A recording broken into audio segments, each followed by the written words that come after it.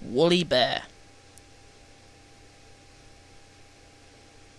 Gangers had been cutting the line-side grass and cocking it. The fat controller sells the hay to the hillside farmers who want winter feed for their stock. At this time of year, when Percy comes back from the harbour, he stops where they had been cutting. The men load up his empty wagons, then he pulls them to Farquhar. Toby then takes them to the hills. The farmers collect the hay from Toby's top station.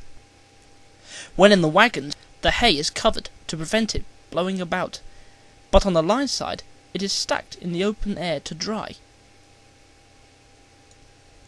Wheesh! Percy gave his ghostly whistle. "Don't be frightened, Thomas," he laughed. "It's only me." "Your ugly phiz is enough to frighten anyone," said Thomas crossly. "You're like—" "Ugly indeed! I'm—" "A green caterpillar with red stripes," continued Thomas firmly. "You crawl like one too."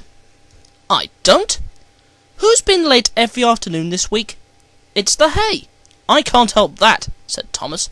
"Time's time, and the fat controller relies on me to keep it.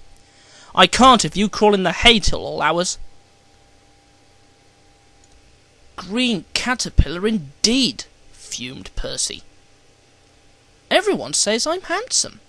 Or at least nearly everyone. Anyway, my curves are better than Thomas's corners." He took his trucks to the harbour and spent the morning shunting. "Thomas says I'm always late," he grumbled. "I'm never late. Or at least only a few minutes. What's that to Thomas? He can always catch up time further on." All the same, he and his driver decided to start home early. It was most unfortunate that just before they did, a crate of treacle was upset over him. They wiped the worst off, but he was still sticky when he puffed away.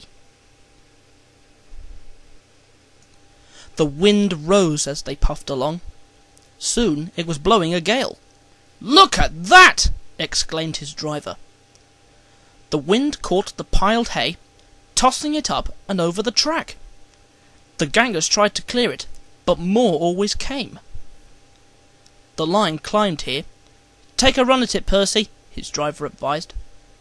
So, whistling warningly, Percy gathered speed, but the hay made the rail slippery, and his wheels wouldn't grip. Time after time he stalled with spinning wheels, and had to wait till the line ahead was cleared before he could start again. The signalman climbed a telegraph pole. The station master paced the platform.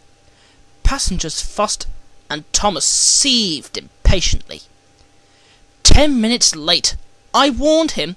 Passengers will complain, and the fat controller—" The signalman shouted. The station master stood amazed. The passengers exclaimed and laughed as Percy approached. "Sorry, I'm late," Percy panted. "So I should hope," scolded Thomas. But he spoiled the effect as Percy drew alongside. "Look what's crawled out of the hay!" he chortled. "What's wrong?" asked Percy. "Talk about hairy caterpillars," puffed Thomas as he started away. "It's worth being late to have seen you." When Percy got home, his driver showed him what he looked like in a mirror. "Bust my buffers!" exclaimed Percy. "No wonder they all laughed. I'm just like a woolly bear. Please clean me before Toby comes." But it was no good. Thomas told Toby all about it. And instead of talking about sensible things like playing ghosts, Thomas and Toby made jokes about woolly bear caterpillars and other creatures which crawled about in hay. They laughed a lot, but Percy thought they were being very silly indeed.